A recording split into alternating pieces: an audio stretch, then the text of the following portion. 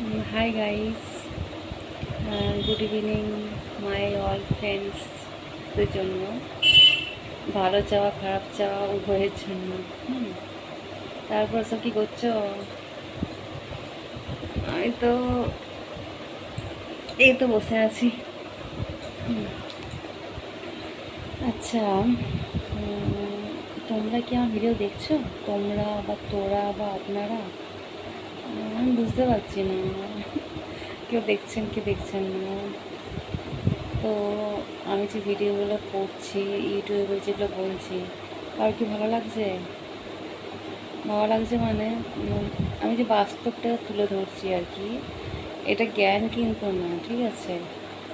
জ্ঞানও না বা কিছু শেখাচ্ছি সেটাও না। আমি দেখুন, আমি যেটা বুঝতে পারছি আমি সেটা সবার সাথে শেয়ার করছি। আমার মনে হয় আমি যেটা জানতে পারছি সেটা যেন সবাই জানে, তাতে তারা একটু হেল্প হয় আর কি।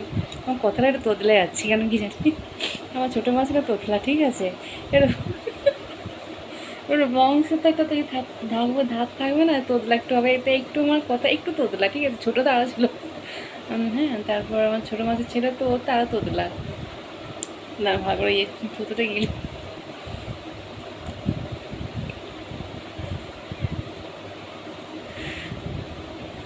হ্যাঁ, একটা কথা আমি দাঁড়ান বলবো ভাবছিলাম যে এতে একটা বিষয় নিয়ে আমি আলোচনা করবো। হ্যাঁ, তো সেই বিষয়টা হচ্ছে যে এখনকার দিনে, হ্যাঁ, ডক্টরসদের কথা বলবো, ঠিক আছে? একটা তো আমার খুবই খারাপ লেগেছে যে কলকাতায় যে ফিমেল ডক্টর ছিলেন, 1 ইয়ার হয়তো হলো ওনার যে মার্ডারটা। এখন আমার এত কষ্ট হয় জানেন তো। আমি কিন্তু দেখুন ডক্টর নয়, ঠিক আছে, কিন্তু আমি তো এই লাইনে তো আছি। আমার এতটা খারাপ লেগেছিলো ওই মেয়েটা মারা গেল। হ্যাঁ, তার বাবা মা কেমন করে দেখছিল। হ্যাঁ, বাবা মা মানে দেখছিল মানে বাবা মা বডিটাকে চাইছিল, বডিটা দেওয়া হলো না। খুব মর্মান্তিক ব্যাপার। সেটা নিয়ে একটু বলবো আজকে আমি। হ্যাঁ, সেটা নিয়ে এটাই বলবো, যারা ধরুন বাইরে থেকে পড়তে আসেন, ঠিক আছে, কলকাতাতে বা চাকরি সূত্রে আসেন, আমি অনেককে দেখেছি খুব খারাপ ব্যবহার করে, বিশেষ করে যারা গ্রাম থেকে আসে। বিশেষ করে যারা গ্রামগঞ্জ থেকে আসে, তো তারা কলকাতা, দেখুন কলকাতার ছেলেমেয়েরা কি খারাপ সেটা বলবো না, কলকাতাতে ভালো ছেলেমেয়ে আছে, সবাই তো খারাপ না। কিন্তু এই যে কলকাতার যে অনেক থাকে না গসিপিং, বসে আড্ডা, একটু ফাজলামো, অনেকে পছন্দ করে না। কেন করে না? কারণ তারা ওই পরিবেশে মানুষ হয়নি। তারা সবসময় সময়টা কাজে লাগিয়েছে, পড়াশোনায় মন দিয়েছে, তবেই তো চান্স পেয়ে কলকাতায় পড়তে আসে নাকি? ওই ডক্টর যে ছিলেন উনি কি এমনি এমনি চান্স পেয়ে গেলেন? আর সবার ক্ষেত্রে পয়সা দিয়ে তো অনেক, দেখো এইসব পয়সা দিয়ে আমি আলোচনা করতে চাইছি না, হতেই পারে ডোনেশন দিয়ে অনেকে কিন্তু অ্যাডমিশন হন, টাকা পয়সা সবার থাকে কি? তা সে পরিশ্রম করে ম্যাডাম এসেছিলেন, ডক্টর এসেছিলেন, তো সেই মেয়েটাকে মেরে ফেলা হলো। এটা ছিল তো উল্টোপাল্টা করেছিল, আমি শুনেছিলাম নাকি যে একটা মেয়েও নাকি এর মধ্যে নাকি ছিল, মানে ইনভলভ ছিল, মেয়েরাও নাকি ইনভলভ ছিল। তো তাদের ক্ষেত্রে আমার একটাই কথা বলার, আমি জানি না সত্যি না মিথ্যা, তো মেয়েরা এত খারাপ হয়? একটা মেয়েকে মেরে দিল, তারপর অনেক রকম কী নৃশংসভাবে হত্যা করেছিল। তো একটা মেয়ে বা যে মেয়েরা গ্যাং আছে, তোদের একটু মনে বাঁধলো না? তোরা যে মায়ের জাত রে। হ্যাঁ, একটা মেয়ে এত এত ভালো উনি ডক্টর ছিলেন, আমি শুনেছি, মানে অনেক কিছু নিউজ দেখেছি তো। একটু মনে বাঁধলো না, আমি তাদের উদ্দেশ্যে বলছি, প্লিজ খারাপ মনে করো না। হ্যাঁ, কেউ বোন হবে, কেউ আমার দিদি হবে, বা কেউ হয়তো আমার থেকে আরও উঁচু উঁচু হয়তো পোস্টে আছেন, ঠিক আছে, প্লিজ খারাপ মনে করবেন না। আমি কিন্তু সবার ভালোর জন্যই বলছি, ঠিক আছে? আপনারা যদি এটা করে থাকে, যদি আপনারা আমার ভিডিও দেখেন, তো আমি আপনার কাছে আগেই কিন্তু এই মাথা মতো করছি, ক্ষমা চাইছি, ঠিক আছে, আমার কোনো কথায় খারাপ লাগলে। কিন্তু আপনারাই বলুন, আপনারা তো একটা মেয়ে, হ্যাঁ, আপনারা যদি এরকম করে থাকেন, আপনাদের কষ্ট হয় না একটুখানি? বা আপনারা কার কোথাও করলি না এত বড় কাজটা? সেই মেয়েটার বাবা মা কেমন করে কাঁদছিল। আচ্ছা, কথা আমরা বলছি, প্লিজ ডোন্ট মাইন্ড, খারাপ কিন্তু মনে করবেন না, আমি আবার বলছি, আপনারা তো আপনার মা হবেন, অবশ্যই হবেন। সব মেয়েরাই চায় যে বিয়ে করেই মা হবে, তাই তো? আপনাদের বাচ্চাকে যদি ওরকম করে মেরে দেয়, তবে এতটা শিক্ষিত করার পর, একটা ছেলে মেয়ে যখন ডক্টর বা ইঞ্জিনিয়ার বা নার্সিংয়ে আসে, এমনি এমনি আসে, সরকারি কথা বলছি, তাকে তো ছোটোর থেকে পড়াশোনা করতে হয়। যিনি ডক্টর ওনাকে তো পড়াশোনা করতেই হচ্ছে, ইভেন ওনার বাবা মা, তাকেও তো অনেক রকম ত্যাগ করতে হয় ছেলে মেয়ের জন্য। তাহলে সেই বাচ্চাকে পাঠানোর পর সেই বাচ্চা যদি মারা যায়, তা সেই বাবা মার কত কষ্ট বলুন তো। আর এগুলো কারা বুঝে বলুন তো? যারা কষ্ট করে মানুষ হয়েছে। হ্যাঁ, আজকে আমি কলকাতায় আছি, আমার আমার বাড়ির লোক ভয় পায়, যেন চাকরি করিস না বাবা, ঘরে চলে আয়। কিন্তু কেন ভয়ে? অন্যায় প্রতিবাদ করবো না? আমি কিন্তু অন্যায়ের প্রতিবাদ করি। এই জন্য আমাকে অনেকে পছন্দ করে না, অনেক খারাপভাবে, হয়তো অনেকে হবে মেরেও দেবো। কথা মানে বলছি, মারতে পারতে ঠিক আছে, মরে যাব, আমি মরতে ভয় পাই না।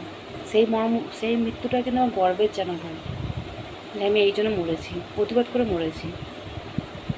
কি আছে, মরতে একটু কষ্ট হবে, তারপর মরার পর। তো আজকে আমার এত কথাটা কেন খারাপ লাগলো জানি না। আমি কদিন ধরে ভাবছি যে এই কথাটা আমি এবার বলবো। আরও অনেকে কথা বলবো, ডাক্তাররা তো সবাই তো ভালো হয় না, অনেক ডাক্তার বদমাইশও হয়, খারাপ হয়। যেমন কিছুদিন আগে বলেছিলাম ডাক্তার নেই, যেমন যা প্রবলেম হলো, এখন আমার এই দিন খেতে পারি না। হ্যাঁ, অত টাকা দিলাম, তাও আমার ট্রিটমেন্ট ঠিকমতো হলো না। তাহলে আমি একটা গরিব ঘরের মেয়ে, এত টাকা জোগাড় করাটা কি আমার পক্ষে সম্ভব? অসম্ভব। তুমি সম্ভব হলো কি বলো? অসম্ভবই কি, ঠিক আছে। তাও আমি মায়ের কাছে টাকা না নিয়ে নিজের স্যালারি পয়সা থেকে আমি খরচা করলাম, যাতে আমি দাঁতটা ঠিক থাকে। তুলে নিতেই পারতাম, বলে 500 টাকা প্রথমে বলেছিলাম তোলাতে পারেন, তোলালে কেমন দেখতে লাগে, বুড়ি বেরিয়ে কেমন লাগবে, এই দাঁতটা কেমন লাগবে না বলতো? হ্যাঁ, তাও তোলাবো কেন আমি? তো তুলেই পরে আমার কী হলো, তো খরচা করেও কী হলো? খরচা করেও আমার কিছুই হলো না। আরেকটা কথা বলি, আমার যে থাকি না, নিচে একটা বৌদি আছে, আমার সম্পর্ক আর কি নেই, পাড়ার বৌদি আর কি। কালকে একটু বেরিয়েছি, অনেকক্ষণ গল্প করছি, তো আমি দেখছি বৌদিটার গায়ে না এখন রেগে হয়ে গেছে, সে কালো কালো কি বেরিয়ে গেছে। হ্যাঁ, বৌদি দেখতে খুব সুন্দর বৌদি, হ্যাঁ ঠিক আছে, খুবই সুন্দর দেখতে। আমি বললাম তোমার বৌদি কী হয়েছে এগুলো এখন কালো কালো? বলছে আর বলো না, সে আমার লিভারের প্রবলেম আছে, ওনার নাকি লিভারের প্রবলেম আছে, তো উনি নাকি ওই লিভারের কোনো ওষুধ খেয়েছিল, ঠিক আছে, অ্যালোপ্যাথি ওষুধ খেয়ে এখন বেরিয়ে গেছে। বাবা, আমি দেখে চমকে যাচ্ছি না, বাবারই নেই কী ধরনের ওষুধ বেরিয়েছে বলুন তো তাহলে, যে ওষুধ খাওয়ার পর এসব বেরিয়ে যাচ্ছে। ওনারা তো অবস্থাপূর্ণ, হ্যাঁ, তাও তো টাকাটা সব তো ম্যাটার করে। প্রাইভেটে দেখিয়েছেন, এইসব করার প্রতি আবার যে একটা অন্য স্কিন ডাক্তার দেখাতে হয়, স্কিন ডাক্তার কত খরচা বলুন তো। তো এগুলো যা ডক্টরে পড়ে না হয়তো, ঠিক আছে, সবাইকে বলছি না কিন্তু, যেন আমরা প্রেসক্রাইব করেন, যেন আমরা মেডিসিন লেখেন, আমরা দেখেন না। দেখে তো দেওয়া উচিত না। একটা কথা বলছি, কিছু মনে করবেন না, আদৌ তোমার ডক্টরি পাস করেছেন? প্লিজ ডোন্ট মাইন্ড, আমি কিন্তু আবার ক্ষমা চাইছি তাদের কাছে। আবার এমন ডাক্তার সিস্টার দিদিরাও আছে যারা ডাক্তার থেকে অনেকে জানে। আমি তো ডিএসপিতে করতাম, তো আমি আমার কথা কিন্তু বলছি না। আবার এমন ডাক্তার জানেই না কিছু, তো কেন এরকম? ডাক্তার খোঁজ না। আবার এমন নার্সও আছে কিছু জানে না। সবাই তো খারাপ নয়, আর সবাই ভালোও নয়। তো ডাক্তারদের উদ্দেশ্যে আমি এটাই বলবো, এখনও ডাক্তার এটা না যে দিয়ে করে না, মানে যে আগে ডাক্তার মানে ডাক্তারই ভগবান, আগে ডাক্তার এমন হচ্ছে। এই কথাটা আমি এখন কেন বলছি, আমার দাদুর কিন্তু মেডিকেল প্রফেশনে ছিল, ঠিক আছে। আমার দাদু ছিল ওই একটা মানে ডাক্তার সঙ্গে থাকতো অ্যাসিস্ট্যান্টের মতো। দাদু যে ইঞ্জেকশন দিত না, দাদু ডাক্তার ছিল না। তখন তো দাদু অনেক গল্প করতো, তো ডাক্তাররা তখন ছিল ভগবান। হাতে নাড়ি করে বুঝে যেত যে কী রোগ হয়েছে, তখন বুঝতে পারবে। সবাই তবে না, কিচ্ছু কিন্তু বুঝতে পারেন। তো যারা এরকম ভুয়ো বেরোচ্ছেন, মানুষের শরীরটা তো একটা তো যন্ত্রের মতোই, তো সেটাকে নিয়ে কেন আপনারা খেলেন?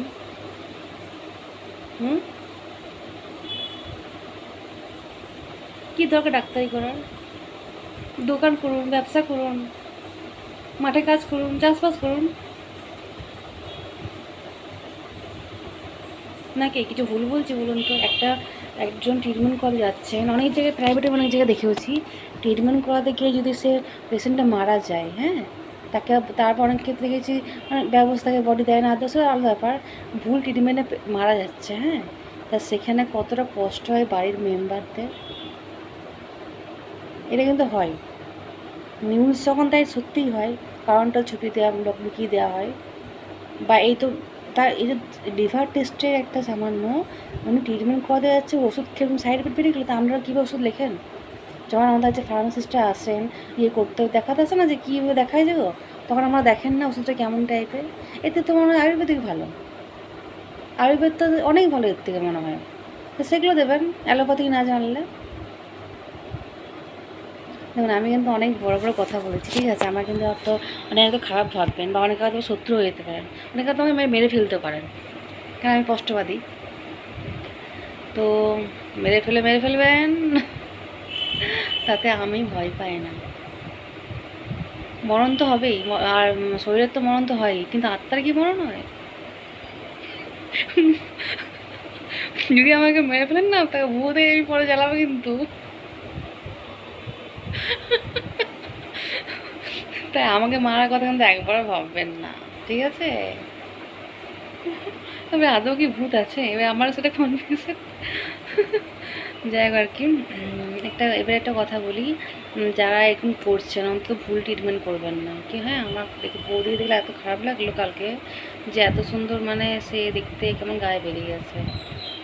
দেখো অনেকেই যাচ্ছে, আমি জানতে পারছি না, তো এই জন্যই বলছি যে একটু দেখে শুনে আর কি, হ্যাঁ? না যে আমি ওষুধ খেতে ভয় পাই, নিজে এটা সিস্টেম হয়ে পড়ে আমি ভয় পাই, আমি খাই না ওষুধ। তাহলে আমি যদি না খাই, তাহলে আমি পেশেন্টদের দেবো, তখন তো মনে হয় যে পেশেন্টদের কিছু হয়ে যায়। আমি হলো শিক্ষিতা, আমি জানি অনেক কিছু, কিন্তু গরিব ঘরের ছেলে মেয়ে মানুষ জানতে পারবে, হ্যাঁ? তার কী হচ্ছে, সে তো ওষুধ খাবে, খেয়েই তারপর কিছু হয় না, সে যাবে কোথায়?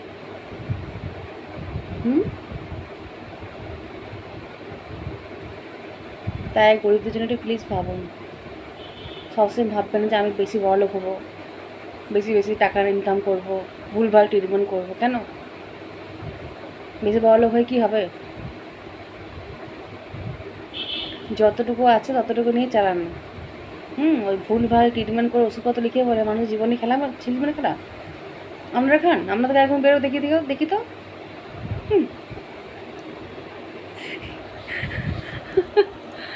আমার ভালো লাগে না এরকমভাবে দেখলে। সব ডাক্তার না কি যাবে।